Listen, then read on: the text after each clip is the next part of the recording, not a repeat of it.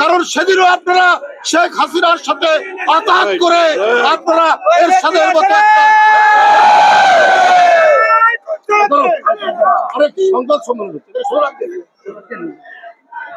এখানে আপনারা সেদিন জাননি এরশাদের কুলাঙ্গারের নির্বাচনে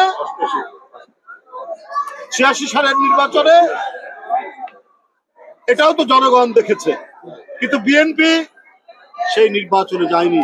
তার নেত্রী বলেছিলেন দেশের নেত্রী বেগম খালেদা জিয়া এরশাদের অধীনে কোনো নির্বাচন করবো না, স্বৈরাচারের অধীনে কোনো নির্বাচন করবো না। আপনারা মঈনুদ্দিন ফখরুদ্দিনের ওরা গণতন্ত্রকে ধ্বংস করার জন্য এবং একটি ভয়ঙ্কর হাসিনার স্বৈরাচার কায়েমের জন্য এসেছিল।